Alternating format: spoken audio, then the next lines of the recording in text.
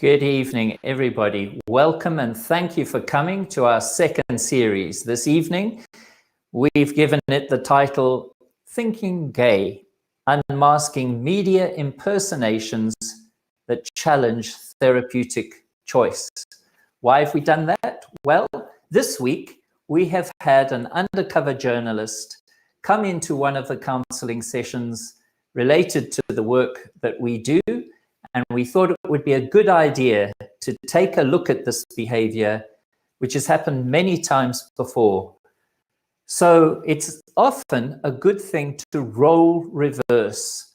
And if you want to study somebody else's point of view or perspective, it's a good idea to put yourself in their shoes and reverse roles with them and try to get into the thinking that they are putting on a particular issue. So that's what we're doing. And I'm delighted that once again, my colleague, Dr. Laura Haynes, is with us. Hello, Laura. How are you tonight? Hello, Mike. I'm fine. Good to be with you again. Mike, the phenomenon of undercover journalists and what they believe is a valid goal of exposing wrongful practices has become a standard in UK media circles. The issue of conversion therapy has had several examples of this activity. And tonight, we'd like to unpack this by examining a recent example, that of Emily Sargent, who approached Core Issues Trust as Rachel in April of this year. We'll be joined by two people who feel passionately about this approach to investigative journalism as it applied to the right to access pastoral and professional help. And if you'd like to read the story, you'll need to read it online at the Times. It's behind a paywall. Great. And tomorrow evening, if you have the time, you might want to log on to the times.co.uk podcasts, Stories of Our Times. And there you will see Emily Sargent's podcasts that are going to be broadcast every Friday for the next 6 weeks. So what we thought we would do is listen to the podcasts and interact with the material and try to engage with some of the issues that clearly she wants to raise. So tomorrow evening is the first of Emily's podcasts, or perhaps it's even all day tomorrow. I'm not sure if there's a specific time when they're put up, but do have a look at it, listen to it. And then next Thursday, when we come back together, all being well, we'll have a panel of therapists who will listen to what Emily is saying and respond to that. So thank you very much for the opportunity. I'd like to introduce now the first of our guests. You already know him, Matthew Grech, and it's lovely to have you, Matthew. You're from Malta. You were here actually in the last broadcast, but introduce yourself a little so that friends who are here for the first time will hear something from you. Certainly. Hi, everyone. It's Matthew Grech here. I'm 32 years old and counting, from Malta. And I left homosexuality when I was 19 years old. And that was very much motivated by my faith in Jesus Christ and understanding of the scriptures. And I'm just really delighted to be here. And I think it's going to be really interesting to take a deeper look at the other perspective and to really critique it for what it is. So thanks for having me. So Matthew, I think you've read Emily Sargent's article in the Times magazine that came out on Saturday, early hours of Saturday morning this past week. Can you get the ball rolling? What was your reaction? What's your feeling having read it? Do you have any insight? Well, I think the first thought that comes to mind is, why does she dare call it an undercover investigation? Because I think we can all agree that her motives were dishonest and she lied about so many things. And surely the audience cannot base their views on so-called conversion therapy on Emily's supporting. So I think the general public deserves to hear the real stories of those who have moved away from LGBT and experienced success and transformation. And it's not all as bleak as the media makes it sound, and especially Emily makes it sound. So yeah, I think that's what I can think about. And certainly, you know, this idea of rejecting homosexuality being equated with homophobia. I would argue, you know, with the same reasoning, does that mean that rejecting heterosexuality, on the other hand, makes one heterophobic or Christophobic? You know, so I think these arguments just don't work, and they're just there to trick one's mind. So there's a lot that I could say, but I would like to perhaps make room for others as well. Good. Well, we're going to do that. Do you want to take us forward a bit, please, Laura? All right. Well, I've been around a long time. I've been a licensed psychologist for 40 years. And I am a member of the National Association of Professional Therapists, who help people who want to explore options to their same-sex attraction or want a gender identity in the United States, as well as I'm on the general board of the International Federation for Therapeutic and Counseling Choice, and I'm the USA country representative.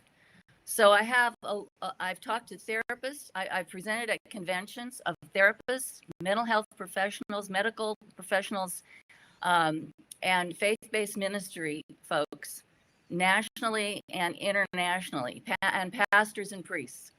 And so I've been around, I've talked to a lot of people on this issue, and I have yet to find someone who has done the things that Emily apparently is saying are characteristic of what we do. I think her presentation of what we do is a grotesque mischaracterization. It's interesting, isn't it? Because she makes the comment that LGBT conversion therapy is legal in the UK.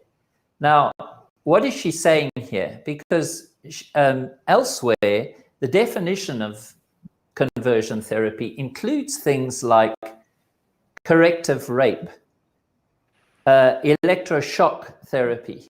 Now, surely corrective rape is something that is already outlawed. What exactly is she meaning? There's a conflation of ideas here. It seems as though any change-allowing therapies or anything that explores sexual identity is in question. And I think that's one of the basic concerns, certainly, that I would have here. Okay, I think it's time to introduce our other guests. So, Victor, would you introduce yourself? And then, Rob, would you introduce yourself? Tell us something about who you are and what you do.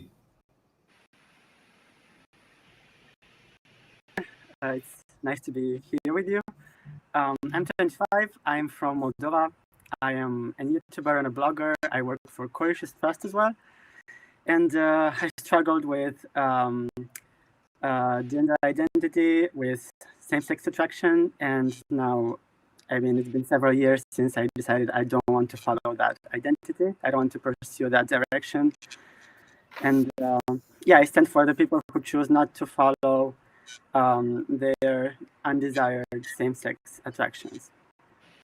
Welcome, Victor. Rob. Hi, everyone. Thanks for having me. My name is Rob. I am I live in Bristol in England. I'm 33 and work as a translator. I identified as gay for around 5 years in my 20s, but I found it a very stressful and not the dream life that is depicted in the media. It basically was a war with my soul, and God called me out of it through mental health problems times, and so I've been living differently outside of that lifestyle for 2.5 years now. You're so welcome, Rob. We're going to come back to you both in a few minutes, and we're going to have a discussion together about Emily's article. The idea is that we would be able to unpack it, look at it critically, and begin to see some of the issues that I think Laura and Matthew have already touched on. But we're going to, once again, change our focus, folks, because I want to suggest to you that one useful way of looking at the issues here is to think about the role of evidence. It seems to me that undercover journalists are looking for evidence. They are trying to use evidence in a certain way. They're trying to produce a set of facts that argues for a point of view that they feel particularly concerned about. If only it was done neutrally, if only it was done in a way that could lead to options, but often it doesn't. So what I want to suggest we do is we again look to another discipline to see how evidence works in that particular context. And as some of you know, if you've watched the first series, we were looking into the discipline of archaeology, and we were going back in time into the Roman world and looking at various issues in the city of Pompeii in the south of Italy.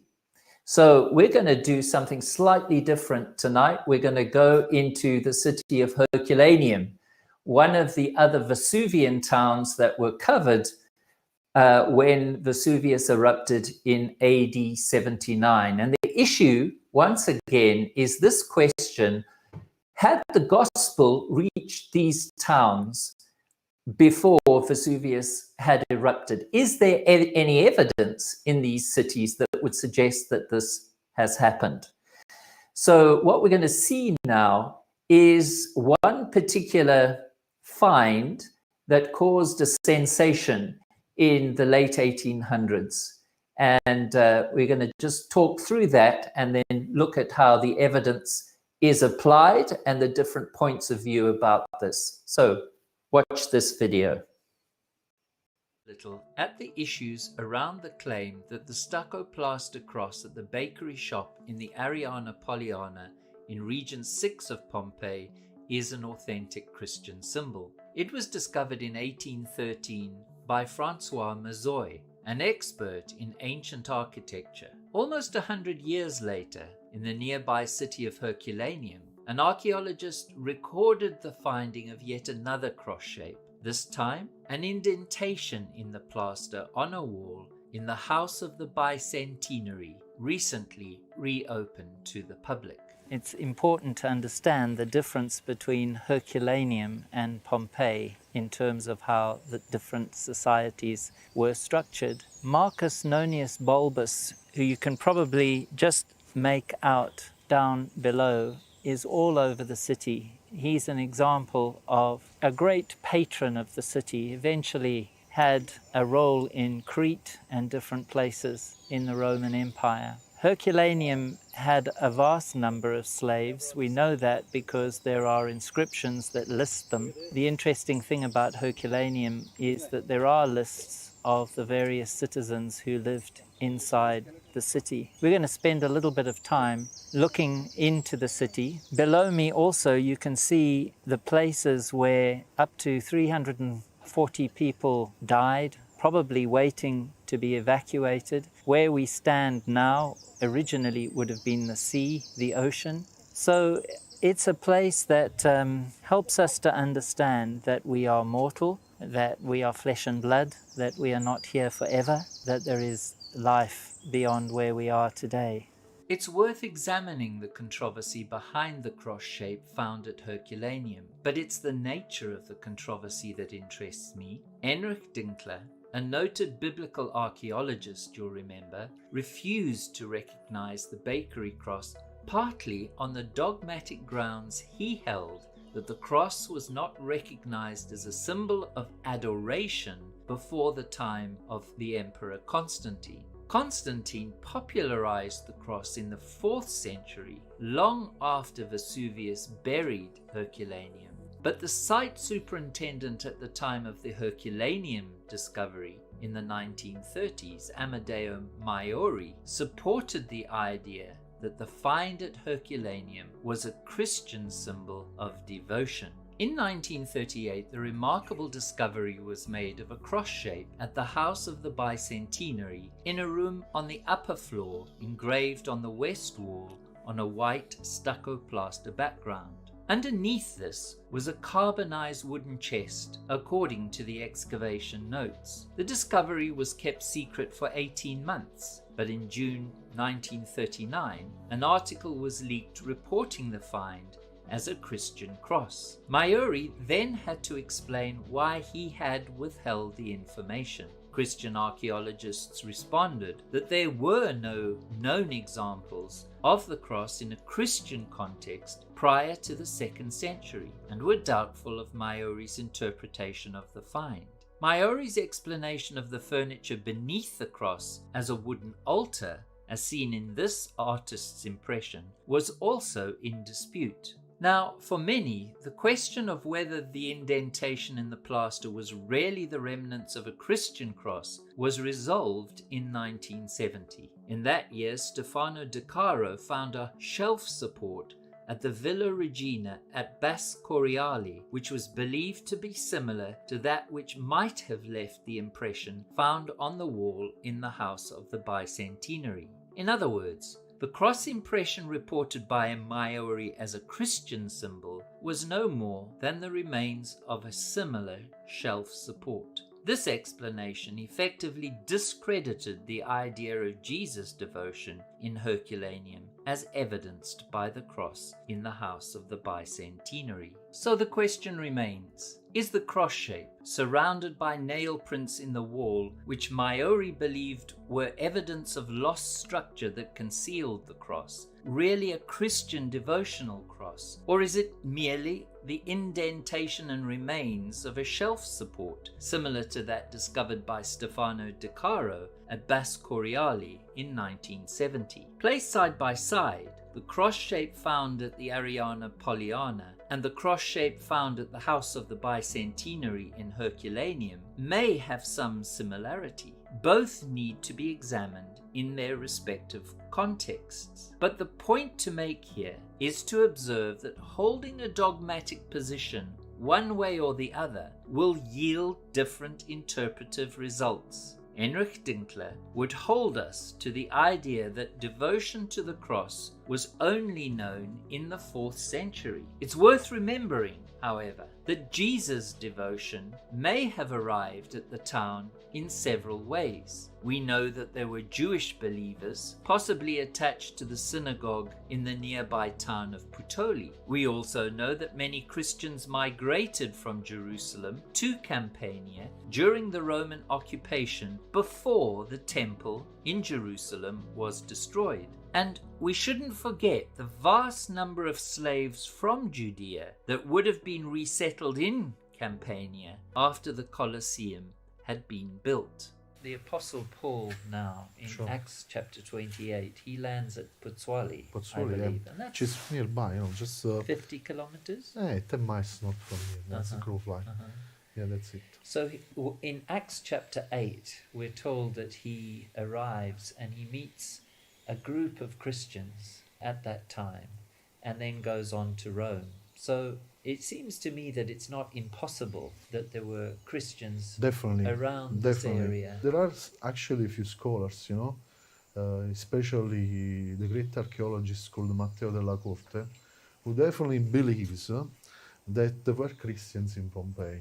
He found graffiti and words, that he attributes to a little community of Christians living in the town.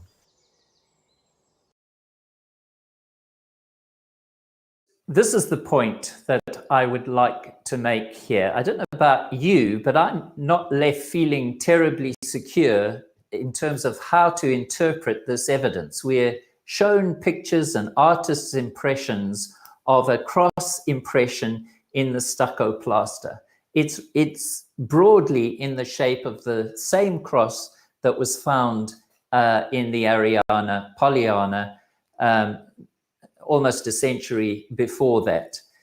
And so I don't necessarily feel very secure about how to interpret this. We're told that the whole situation was turned upside down when a find was made in another building which showed a shelf structure, and if you remove the shelf, it's clear that the impression that was left in the plaster, according to what we're told, could have looked to be similar to what was found in terms of the cross found in the house of the Bicentenary. So the thing is, folks, how do we resolve this? Well, I guess on one side, we have to believe what we're told. We have to appeal to the experts who've seen the artifacts and have written them up. But the fact is, there's great disagreement and controversy around this. There's certainly, perhaps the majority of scholars say it's not a Christian artifact. But there are qualified archaeologists and historians who are arguing that this is indeed reminiscent of early Christian worship or Jesus devotion in the city of Pompeii. And it's this thing, this idea of always having to refer to what the experts say and then leaving it at that, that I think we have to look at very carefully, because I think when we turn our attention to our field, we often find that people make appeals to what the authorities say, and ordinary people are disempowered in terms of understanding the evidence. They have to work very hard to be able to understand the evidence. Okay, thank you. We'll come back to that, and let's continue now and get back to what we're talking about here today. Actually, I just wanted to make some points about the nature of evidence. So let's go back to where we were. Anybody want to continue with Emily's article? Any points that you want to raise about what has been said?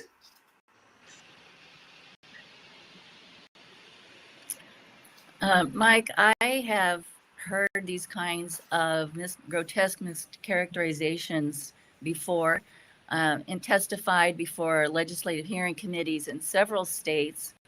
And I heard the most creative, grotesque mischaracterizations, creative ideas of aversive or abusive methods I have ever been surprised and amazed to learn the things that I do or did in therapy that I never knew I did. So I think that we just cannot take at face value the things that are being said. Laura, I can really agree with what you're saying here. Emily says this, talking about me. She says, she contacts me, she uses the alias Rachel, and she says, he reassures me that I can become straight. Now, that is something very unusual, I think, for anybody to do, to just give the certainty that somebody can become straight. That is not something that characterizes the way we work in Core Issues Trust. And the second thing she says here, he tells me that he will put me in touch with one of his counselors. And just like that, I am introduced to a woman. Now, if you only knew the truth, how long it took me to find somebody and to set the appointment up, this is just very far from the truth. It's very interesting when I go back to the emails that I have when this person first contacted me. So I'm agreeing with you there. Right. I also And know that. Okay. go ahead. I know that there's a lot of inconsistencies in this article and things that don't seem to be true, but one of the biggest things that just annoy me and makes me frustrated is that she's basically lying at the questions that are being addressed to her from that therapist. And at the same time, she's making fun of it, she's mocking it, and it's her who just says that everything is being so harmful that there isn't any good result of that. But I just don't understand how can she expect something good to turn out of it when she is lying about her past traumas, her sexual abuses, her relationship with her parents, and because these are the very questions that are meant to expose those ones that apparently she never tried to heal or to touch. And I know that there's a point on that page where she promotes the podcast that is going to be out tomorrow. And she's saying something about being so affected, and that it's been so harmful, and it's being so emotionally draining. But of course, when you go back to some wounds and when you go back to some traumas, there is some pain there that has to be released first in order to receive healing, in order to just sort that mess out. It's a rational process. Exactly. It's hard work. Therapy is always hard work. And it takes two real partners. So the therapist is relating to someone she is not, and it doesn't feel like a match to her. Huge surprise. That's what she set up. That's what she ordered. Yeah, and it's actually very abusive towards the therapist as well, because the therapist is thrown into this fake scenario and is expected to give answers to a scene that is not even realistic. So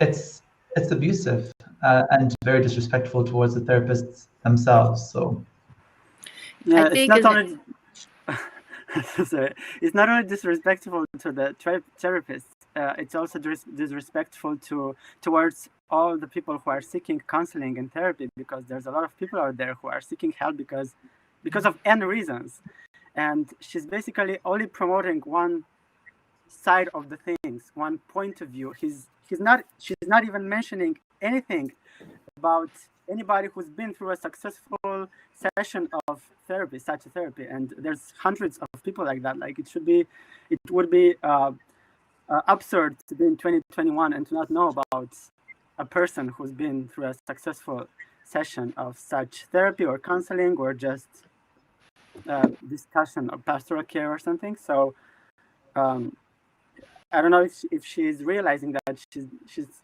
completely just taking away the chance of these people to speak out. Like she's speaking on our behalf, and that seems to be something so unfair. So let's role reverse. Let's put ourselves in her shoes. Emily believes that she needs to do this because this therapeutic approach or this activity that we're engaged in, whether it's therapy or counseling, is harmful. That's why she's doing it. So she feels that if she exposes something here, this is going to enlighten people, and young people particularly are not going to take up the offer to explore sexuality in this way, because it's according to her always, it seems, dangerous and harmful. Yeah, Mike, but she presents only 2 or 3 cases, I'm not sure, I don't remember, of people like that. And those people, I assume that are her friends. So they're obviously on the same side. So how can that be balanced? How can that be objective? And she's a journalist. She should know that, because when you're being a journalist, when you should be presenting people the facts just as they are, and you should give the people the chance to make their own opinions and draw their own conclusions.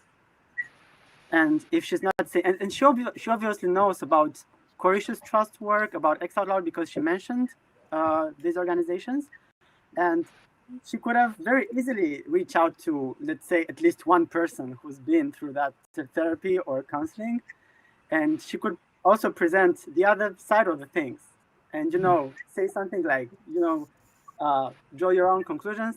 What's your opinion about that? But it's been like a communist article. Victor, I think you made a wonderful point. She could have interviewed people who've actually had the therapy and felt they benefited from it. And this is what's being avoided constantly in the press. Now, why is that? We have to wonder why. Well, it relates to the fact that when people phone Core Issues Trust and they want to have an interview on Sky News or the BBC, and we say, well, sure, why don't you interview somebody from X Out Loud? And they refuse to do it every time. It seems as though they're happy enough for people who have, been doing it for years to continue doing these interviews, but they are not willing to interview the new voices. So I think that's exactly the question, Laura. Why? What's going on here? It is biased journalism. Sorry. What I find absurd is that, she chose her role models, and she chose people who failed as her role models, people who didn't succeed in this journey for some reason or another. But, according to your own goals in life, you always choose your own role models. And the thing is, for us, we know what we want. I'm 32 years old and I'm unmarried, but I would say I have a desire for marriage. So therefore, I choose my role models, and I have people around me who are older men than I am and have been married for years. And I look at where they are today, and I'm like, yeah, that's where I want to be in 20 years' time, 30 years' time. Yes, this is what I want. And look at them, have their own children, they have a successful and happy and blessed marriage. How beautiful to have those role models around us. But I think, anyone could choose a failure story and focus on it and put a spotlight on it. But really, what's that going to communicate? And is that balanced? Because I think as a journalist, your top priority is to present balanced views. So I think we need to investigate journalism. Rob, I want to ask you a question. Do you think that what this is indicating is that journalists and perhaps the public more broadly just don't know enough about former LGBT people? They haven't met them. They're not perhaps visible enough. And who would want to be visible in this climate where such a voice would be met with skepticism immediately? Do you think that's part of the problem here? It's hard to generalize, but it could be part of the problem, because obviously ex-LGBT people aren't given a voice in the media. So certainly if they're using the media to look for all of their information, they're not going to find stories like ours, people who have left the LGBT lifestyle. But as for just their own private lives or just being able to think for themselves, surely it has occurred to them that there are people who aren't happy with their same-sex desires or whatever it is, and might have explored a different direction and experienced change.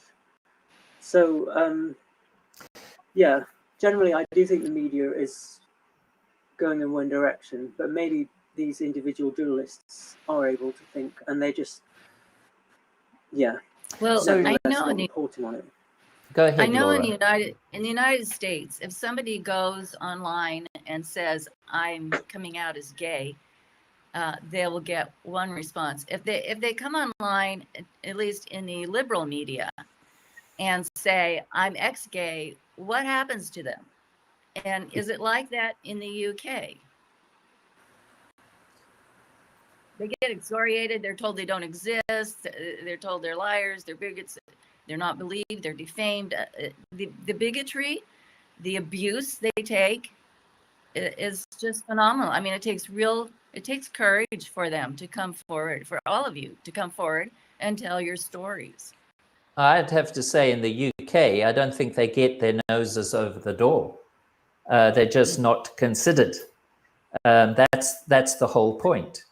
There is a kind of one viewpoint that seems to be common across the so-called legacy media.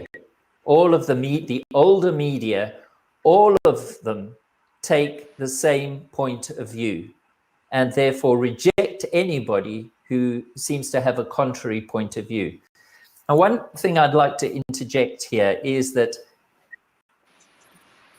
how can we expect any different? Because in 2014, the Memorandum of Understanding was set up in this country, which meant that there is a de facto ban on anybody who holds the point of view that therapeutic interventions can be useful in exploring sexuality and may lead to change.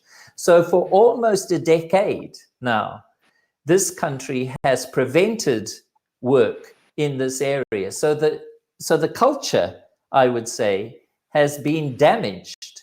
And now they want to take it one step further. They want to criminalize anybody who is involved in this work. I think that's a real concern. Yeah. The idea is that a viewpoint, the MOU, is that a viewpoint is harmful. But as I hear the stories of these men on this panel and many people I've talked to across the United States and around the world, they do not feel harmed by their Christian viewpoint or just their viewpoint that they didn't like, they didn't find living as LGBT fulfilling, and they wanted to live differently, and they feel more fulfilled now.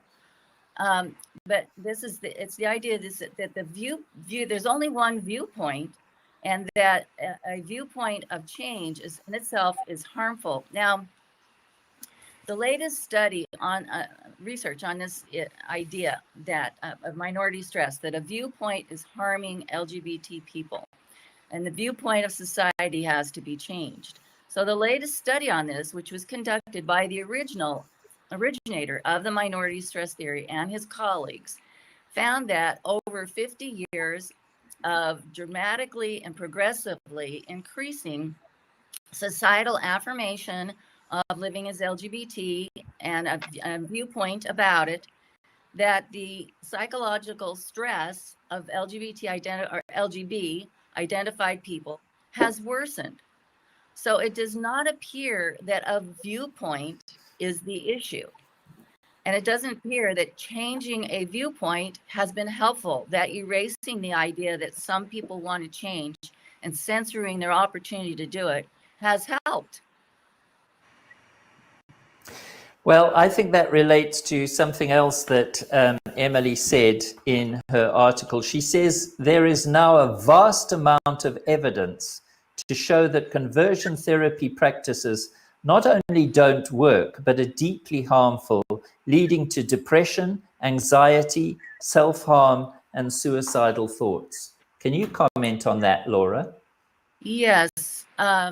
There is, in fact, the American Psychological Association's task force, which was all LGBT members who were committed to the outcome of the study before they started, but they acknowledged that there was no research that meets scientific standards that could tell them that change-allowing therapy was harmful or ineffective.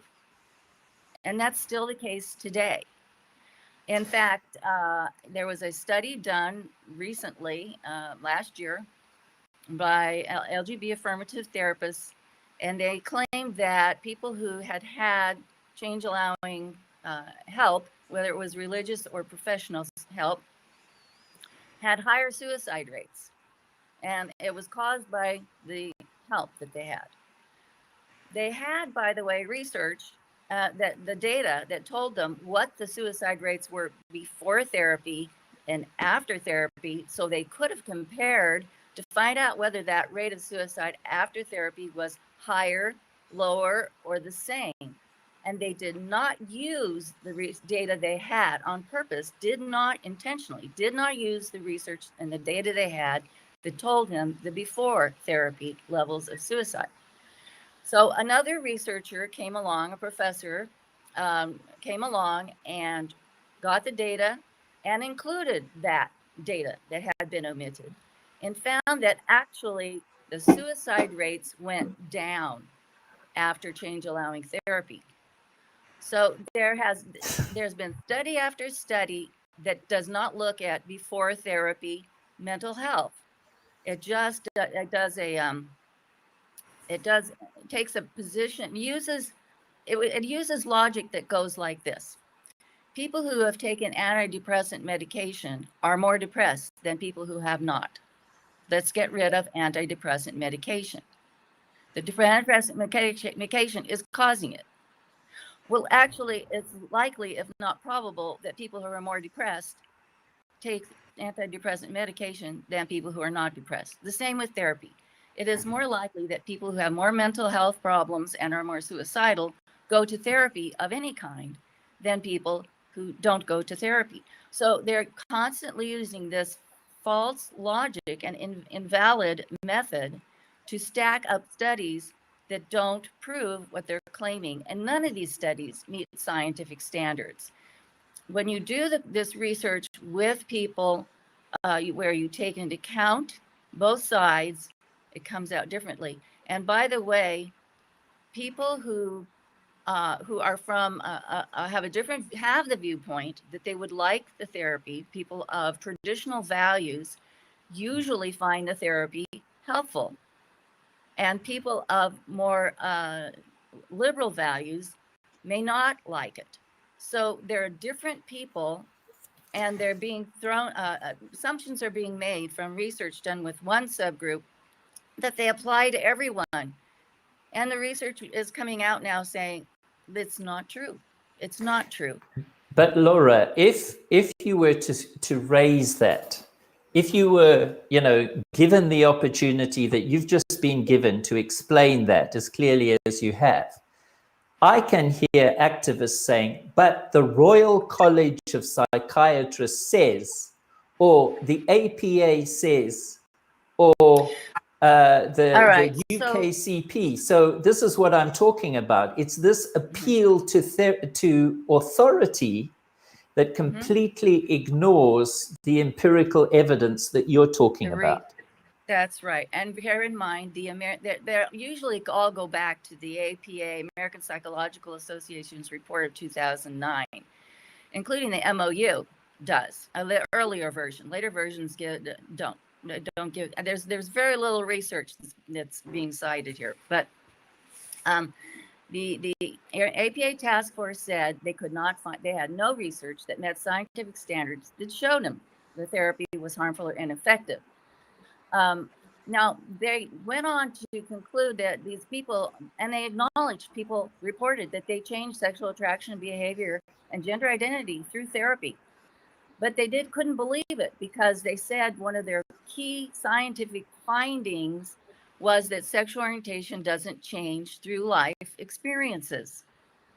Well, 5 years later, the American Psychological Association's Handbook of Sexuality and Psychology said that there are associative and potentially causal links between childhood sexual abuse and having same-sex partners, based on research that includes a 30-year study of documented cases of childhood sexual abuse.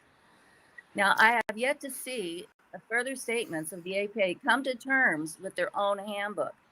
But what are they going to do? Start a book burning? Exactly. So now, folks, let's just go back to our three guests for a minute, because Laura and I have been rattling on about empirical evidence and therapy. But here are three men who I don't even think went through formal therapy. They had a point of view. They had a Christian experience, and they had a sense of devotion about their lives that drove them on towards the goal that they wanted to achieve. And what I notice is each of them had quite a strong reaction to what Emily is saying here. So Victor, Rob, and Matthew, help us to understand, what is the passion that drives you when you read this kind of thing? What comes to you? Why do you get passionate about this? In my case, is because I'm talking to a lot of people, and there are a lot of them who are not Christians, for example, and they say that they don't like this lifestyle. They don't want to pursue that identity. They don't feel comfortable doing those specific acts that they're doing. So why should be these people banned from getting help? And let's say that this conversion therapy ban would kind of protect everybody else but Christians. I mean, if I know that they kind of through this banning will affect those who are who hold Christian values, and they just want to leave this identity behind because it doesn't align with their Christian values. Why should they be banned from that? Because they're not being influenced by somebody. It's just their personal beliefs. It may be different, let's say, theoretically speaking, with people coming from a different background. But what about those who just hold on to some personal, very personal values? Good point. How about you, Rob?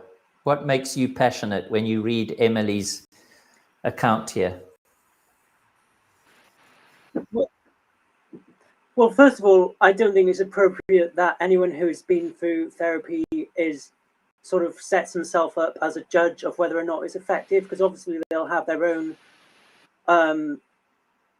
prejudices of whether or not it was successful. Maybe she, even if she were to be completely straight, I would not deem her an appropriate person to say this is an amazing job, therapy course, because she's not independent. It's almost like somebody who's got in a school and doesn't like that school and is taking the place of the Ofsted inspector and giving it a bad review. You need somebody independent who has not even been through it, so that they can look at the whole body of evidence, look at all of the people who've been through it, both people who've benefited and people who maybe haven't. So first of all, as we've already said before, she is definitely not the person to be doing an investigation. It's not an investigation. Secondly, her points about there being problems with suicide and anxiety and all of that. What about the people who are feeling those things when they're in the LGBT lifestyle? Why is it always pain? Why are we always told that they're always so happy when actually they're not, because it's a very unstable place with cheating, people in open relationships, people doing drugs, people addicted to alcohol, all of this stuff, and it's really, really bad for your mental health, really just so bad. And it really annoys me that she sort of seems to think it's dangerous if you move away from that. I mean, is it dangerous to be straight? Each species in the world is designed to reproduce. So I don't see why it's a problem if somebody can move from being homosexual to being straight, because that is how God has made everyone to reproduce. And so, honestly, it really frustrates me what she's written. It's very unfair and biased. So I guess in a way, maybe Emily is forgetting the fact that there is a very significant number of mixed attracted persons who are attracted in both directions.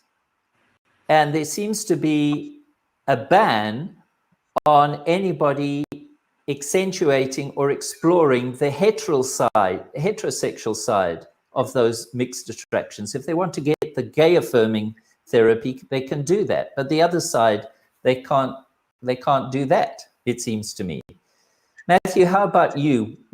Where does your passion come from in doing the work you do, and in your reaction to what Emily's written here?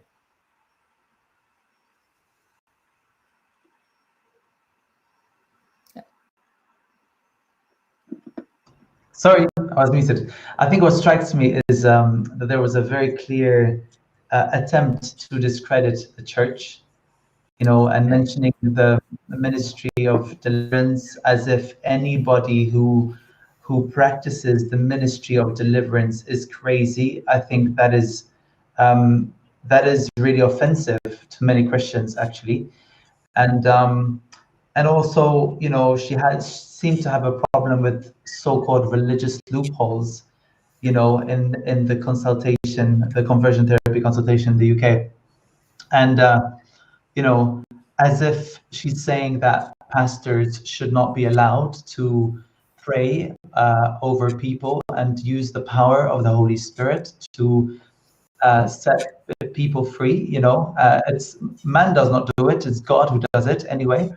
But what is this thing about targeting prayer, or targeting counseling that comes from pastoral carers? So what concerns me is that really and truly this is aiming to attack the church and to kind of place the church under lockdown, really. And of course, anyone who raises their fist against God is really in the wrong place. So I think it's very clear that it's an anti-Christian, anti-gospel, and I think that's what strikes me. And I look at my church, for example, and I'm really grateful. I see men and women around me who were set free from LGBT, and they are much more fulfilled now, and they feel like they can actually reach their goals for marriage and enjoy their biological children. Mm-hmm. And they're filled with excitement. And if you had to ask them, if you had to think again, what would you choose? They'll choose Jesus over and over again. Yeah. And so, yeah, that's really where my passion is as well. Well, I think that's valid, Matthew. If you think about what's happened in the UK, it's the British Humanist Society that has taken the lead. It's the National Secular Society that has called for a ban on conversion therapy, as the humanists did. Now, it's clear there's a war here, and gospel values, Judeo-Christian values that have become part of the society, obviously, are at issue here. Folks, I want to just take us on a bit more. I don't know if any of you have come across Julie Bindle's book, Straight Expectations. Here's another example of an undercover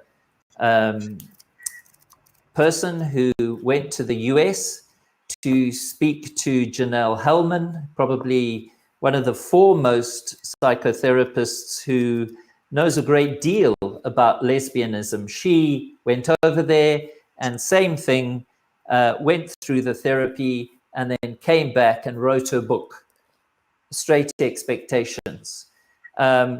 Before that, it was Patrick Strudwick who had done something similar. And of course, Matthew, in April, I think it was, May of this year, Joe Willis was another one who came in your direction. Just say briefly what happened there, would you? Yes, well, Joe, well, so-called Joe, because it's not his actual name, is it? But he came forward asking, claiming that he really wants to pursue heterosexuality, and he claimed to really need help and support. So I gave him some of my time. Initially, it was a phone call, and then it became a Zoom call. He accepted to have a video call, and he was just asking questions, and I was sharing my views. Very simple. And it finished with a good prayer, a very simple and honest prayer. And yeah, I was just sharing a little bit about what I was seeing around me and how people who surrendered their hearts to Jesus actually and pursued wholeness in their heterosexual identity were much more fulfilled. And he claimed to have really enjoyed that session, and he wanted to have another one. And I think it was the day after that his supposed friend messages me saying he really feels so great after this session, and I'm wondering if I can book a session as well about something completely different. I was like, oh, praise God, you know.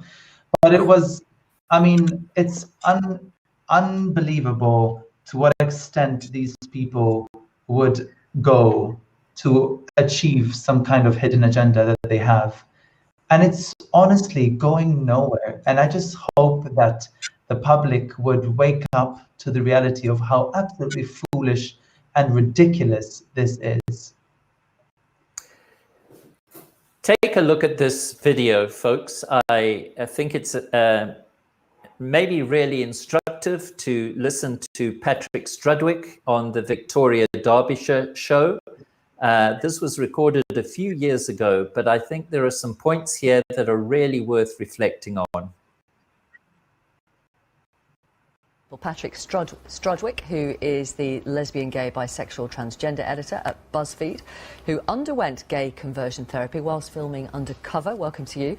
And to Mike Davidson, director of the Core Issues Trust, the organisation which ran that seminar in London recently, and who was banned 2 years ago from the British Psychodrama Association because, as a founder member of the Core Issues Trust, you were in breach of the ethical code of both the British Psychodrama Association and the UK Council for Psychotherapy.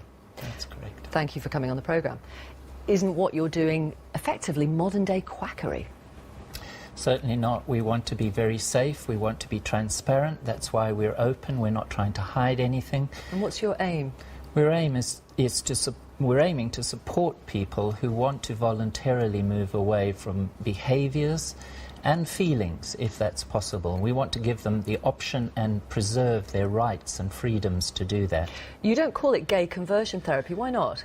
Well, because we're not in the business of converting people in the sense that we're not proselytizing. We have people coming from a no faith background, a different faith background. But you do want them to change, don't you? In the way that you yourself believe you have changed, having had homosexual experiences in the past. It's not about our agenda or a therapist's agenda. It's about listening to the client, dealing with whatever it is that they bring on the day, and standing with them as they work out the options that are appropriate for them.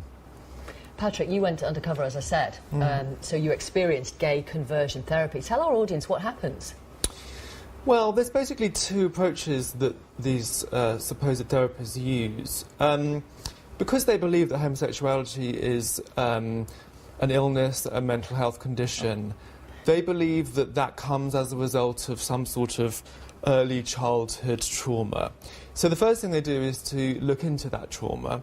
They come into the room with the agenda that you have been damaged, you have been wounded. So they will look for it until they find it. And so, for example, in my case, the therapist asked me if I'd been sexually abused. I said no. She said, I think it will be there. On the other hand, they give what could be seen as almost laughable advice to become heterosexual. So, for example, I was told to take up rugby. Because, of course, if you're a gay man, being in a rugby scrum is going to make you feel less gay. I was told to stand naked in front of a mirror, touching myself and affirming my masculinity. I was told to have weekly massages with a male massage therapist as a way of making me less gay. Did you have to pay for this therapy? I did indeed, and the person who gave me that advice was a psychiatrist whose name is Dr. Paul Miller. And he admitted that he himself still uses gay pornography. And it's interesting to hear Mike talk about his change, but at the same time admitting that he still has homosexual tendencies. The fact is, Mike, that the audience will not know this, but I met you while I was undercover. And it was very clear to me then, as it is today, that you are simply gay as a goose and you just can't admit it. You need to come out of your deluded state. You need to accept who you are, be who you are, and stop causing harm to vulnerable gay people. Well, I think, Victoria, this is the problem that we face in Britain today. You can talk to Patrick it's directly. People putting labels on other people. I don't want to be labelled as a gay man. I've moved away from homosexual practices, and as I've continued to do that, I have found that the feelings have diminished. I think How many people have you made Sorry, straight? Patrick. How many people have you made straight? Oh, there are several on their way. The difference If it works, then it would work the other way, wouldn't it? If it works, it would work the other way. Patrick, Let him answer and the then you can problem is, when you went undercover, how many times did you attend? Twice. And So it once, would have one of worked them if I was just a stuck at Skype. it. My clients are with me for a year, at the very least. And there are always different outcomes, but I'm afraid you were out to discredit a therapist. Your goal was not about getting any therapy. You were a person who was determined to bring down a therapist. You weren't a client. I held a mirror up to what was really going on. Can if I it ask, works, in terms of the numbers... sorry, can I just check the numbers and then you can come back? How many people do you believe you have changed, transformed, converted, whichever adjective you would The like to use? outcome is always various, but I'm seeing at the moment about 5 people a week. Most of them are in therapy for at least a year. Now, And in terms of the outcome? Many of them will move to a position of management of those feelings. Because they Suppression. don't It's just it's suppression. not suppression, Can you it's give us some- transformation. Can you give us some numbers? How many have changed? I suppose this year I would say I have seen 3. But you know what? You have to wait. There's a test of time. There's a maintenance issue.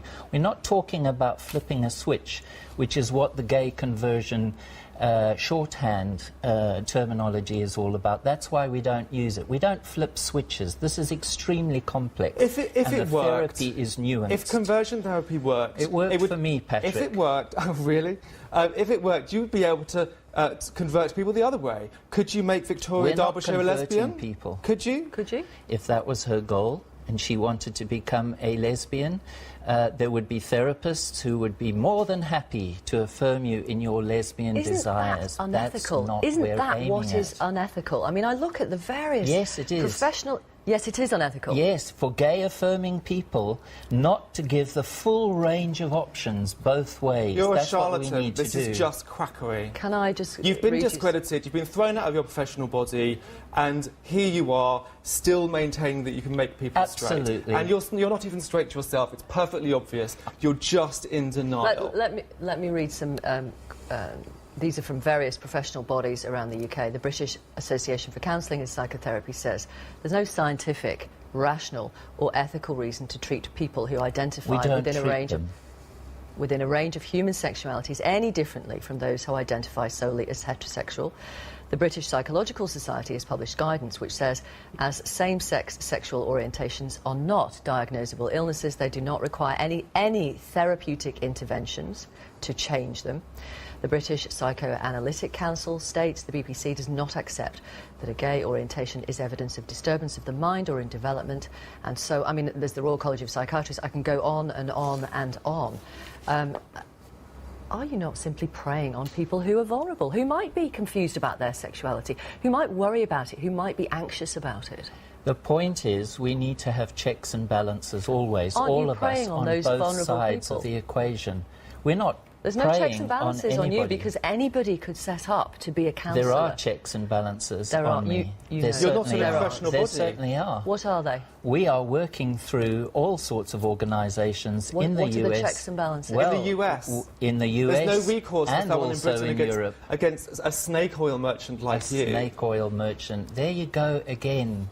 Patrick. Your theories have been discredited. You've been thrown out of your professional body. You know, and here we still are, apart from the fact that it doesn't work, apart from the fact that it doesn't work, apart from the fact that it doesn't work, there is a much more severe, dangerous side to this. I have seen the harm it does. I have seen the self-harm scars on people that have been through this. I have heard the stories of people who have attempted suicide as a result of going through We're not listening to the voices. Can you just finish? And what has led them to those extreme measures? Because when you go through conversion therapy, you are told again and again that there is something wrong with you, that you can change. And when it doesn't work, because it never does, people blame themselves and they feel even worse. There was a study done by clinical psychologists more than 10 years ago which found that the majority of people that go through conversion therapy suffer worsened mental health as a result. They suffer increased rates of depression, anxiety, self-harm and suicidal tendencies. And furthermore, 2 years ago, the head of the world's biggest conversion therapy organisation, Alan Chambers from Exodus International, admitted it never worked. He then apologised to gay people for the harm he had done and immediately shut down the organisation. The British government will not ban so-called gay conversion therapy. They say it would be complex as it could prevent lesbians, gay men and bisexual people from seeking counselling or therapy because they are distressed about an aspect of their sexuality. No, this is nonsense. Gay people go to therapists all the time who are unhappy being gay because, of course, we live in a homophobic culture. It's hardly surprising that people struggle coming to terms with that. And therapists deal with that all the time. They deal with it in a very good way by exploring how they feel, by allowing them to come to terms with who they are and accepting who they are. There needs the fact to be is, we need things in place to protect people from these dangerous charlatans. The first thing the government should do is introduce statutory regulation for psychotherapists and counsellors so that you can't just set yourself up as a therapist like Mike here and start charging people. This is a very unbalanced conversation. Can I respond to that? Of course you can. I think it's important to remember that the research that Patrick is citing there by Schindler and Schroeder was representing people who were already depressed and in a bad way before they began the therapy. And it made it worse. The methodology has been discounted so many times. We have asked for the peer-reviewed journals and evidence that show categorically, on average, that such therapeutic support is harmful, and it has not been presented because it doesn't exist. Love needs no cure. Bigotry needs a cure. Let me read these messages. We're not bigoted. On social media. You are. No, we're not. Look in the mirror, Mike. No, you'll see not. a bigger and you'll see a gay man. No, we're not. Okay, let me read these You messages. want to impose a label. Thank you. You want to oppose your agenda on vulnerable people. Thank you. Thank you, Mike Davison. Thank you, Patrick Strudwick. Let me read these messages on social media. Stephen Hughes on Twitter says, gay conversion therapy sounds disgusting and completely backwards. I'm certain a person doesn't wake up one day, look in the mirror and say, oops, I'm gay. I better sort that. It is truly shocking. Jane Booth on Twitter. These aren't therapists. Therapists should accept their clients, not brainwash them. This is disgraceful. Nat Com on Twitter. To ban this therapy is to treat gay people like children who can't make decisions for and about themselves. And Angela on email, people have got this so wrong. Christianity is not about making anyone do anything. Christianity respects the choices people make, and the idea that it is out to eradicate a group of people for their lifestyle choices is utterly untrue. Christians will help anybody who wants to stop a homosexual lifestyle only if that's what they want. And if they want it, shouldn't they be allowed to have it? Absolutely. OK. Thank you both. Thanks for coming on the programme. Well, folks, I think it would be useful to get your reaction to that. It's maybe, yes, go ahead, Laura. I'd like to respond to a couple of things, Sure. at least. Okay, so one is he referred to Alan Chambers, the president of Exodus International in the United States. Exodus is a global organization around the world. The part in the United States is just one piece of it. Now, and the rest, and it all goes on, continues to this day. Alex Chambers misrepresented his own organization. There had been a longitudinal study done on members of Exodus. And in that, it was a 6 to 7 year longitudinal study published in a peer-reviewed journal. And they actually found that a majority of the people who were followed over that time reduced or effectively overcame their same-sex attraction. They either didn't have it anymore, or it had reduced to the point that it didn't bother them, and they were able to go on and live life the way they want to. Some people were still continuing. They'd apparently benefited enough that they wanted to continue. There were some who decided they were gay, and so, you know, from the point of view of the world, that's not a failure either. So he actually was not representing the members, anyone but himself. He was invalidly generalizing from himself to everyone else. It's scientifically proven he was false. Okay, it was wrong. The other members and faith-based organizations who were members of that organization disagreed with him. They left. They left Exodus. They're the ones who closed it down in protest. They left and reformed elsewhere otherwise. So they're the ones who closed him down. He did not close Exodus. They closed him down. He had nothing left but a shell. And that was And that. isn't it true, Laura, that apart from what happened to Exodus International, why is there no mention of Restored Hope Network, which surely today has gathered almost as many ministries and support groups that Exodus International? That's where many of them reorganized. There were other organizations as well. They just reorganized because they disagreed with him. He did not represent anyone but himself. Right. Okay, now the other thing I wanted to say was on the Schindler and Schroeder study. This was a study where an activist organization, two organizations, one of them was an activist, LGBT activist organization, advertised for people to help them prove the harm. So it was not there's not people looking for the truth. It was biased to start with. Despite that, they found that people who had what they were calling, I guess, I don't know what term they used, it was conversion therapy, sexual orientation change efforts. Anyway, people who had that kind of care, that actually their suicide rates went down after therapy.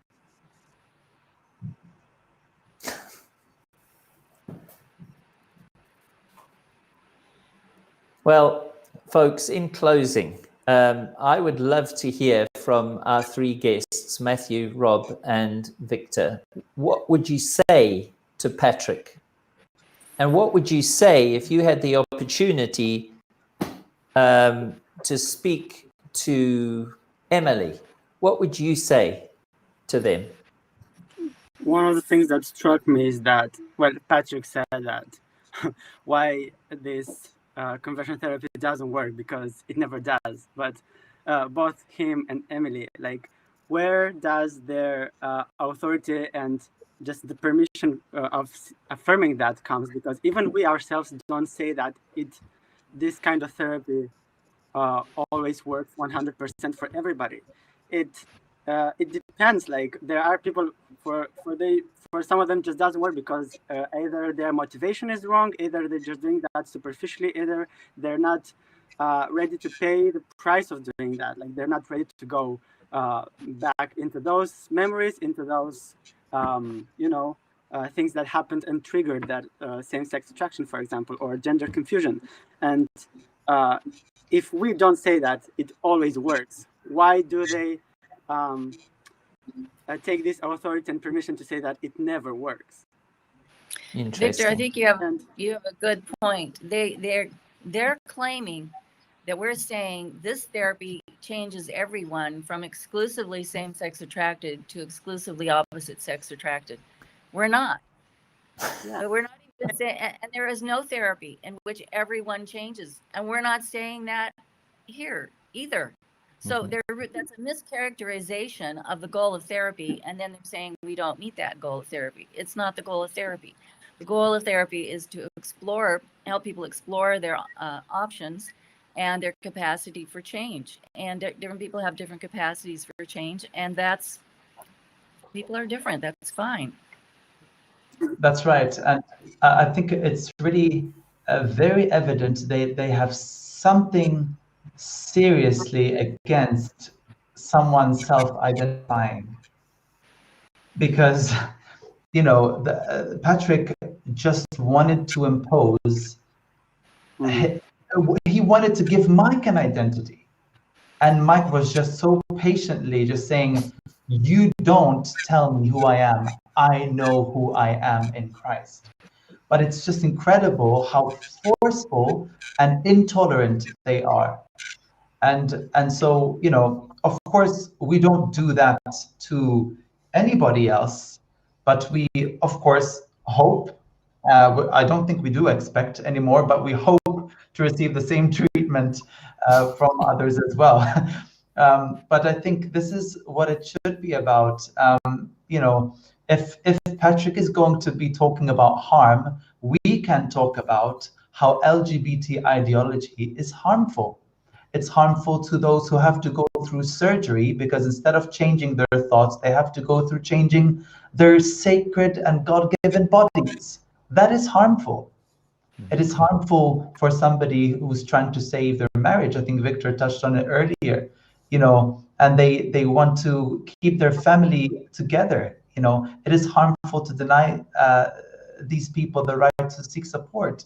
And of course, to the sexually abused as well, to go through a process of healing there. So, yeah, I think it's kind of like looking at a piece of straw in your brother's eye, and you can't see the log that is in your own eye. I think this is what we've just seen. Yeah, I found it very interesting that is it Patrick, the guest, that he spoke a lot about bigotry, but all I can see is a bigot myself, to be honest with you, because he is not willing to even think of the possibility of somebody moving away from homosexual tendencies. He is completely closed off that idea in his mind, and that is pure prejudice and bigotry. Also, both he and Emily spoke of how damaging it could be to feel broken. She said in her article, Emily said that the therapist made her feel like she is broken.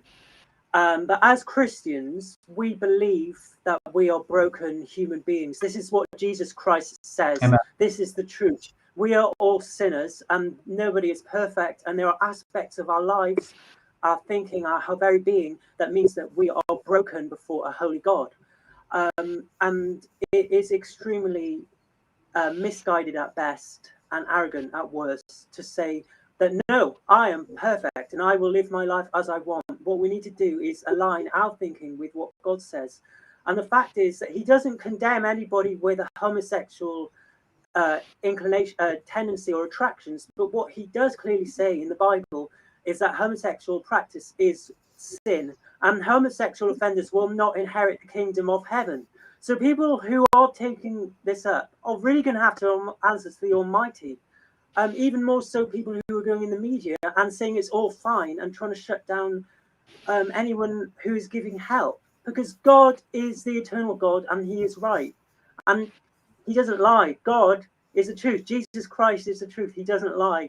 Amen. So we need to listen to Jesus and go to by his standards of holiness. And I promise you he is correct. And yeah, we've got to look to him and acknowledge that we're sinners, and he is completely trustworthy. And if we do give our hearts, give our lives to him, he will honor that. And he is the way to heaven, and he will take you out of that brokenness and that lostness. Amen. Rob, May I ask the three gentlemen here who are giving their personal stories, does the Christian teaching make you hate yourself? No, not at all. I think from my perspective, it was really the love of God that motivated me, actually, because when I understood the difference between who I am as a person and what I do, and that God does see the difference, I was set free in my thinking, because I realized that actually I'm perfectly loved by a perfect Father in heaven, but it's just that He is showing me what I must do and what I must not do in order to see His blessing at work in my life. And so that motivated me to follow Him, because He loved me when I was His enemy, his enemy in my thinking and my behavior. At that point, He died for me, and therefore, knowing the love of Christ set me free to pursue His ways, knowing that I can trust Him, that it would lead to something that's better and more beautiful. So, no, I've never ever felt like God's commandments are burdensome. They are not. They are the means to a better life. So, Laura, what I notice here is that these men are not wishing to end the right and freedom of people who identify as gay to live their lives. Why is it that we are being hounded to the point that it's hoped that what we do and who we are becomes criminalized? It's just completely unbalanced, it seems to me. Victor, I'm going to give you the last word before I encourage folk to continue with our discussion. Anything you want to add? I just want to say that I think these kind of people, they just support this idea. And I guess there was even a comment that Victoria read from her Twitter community or whatever that was.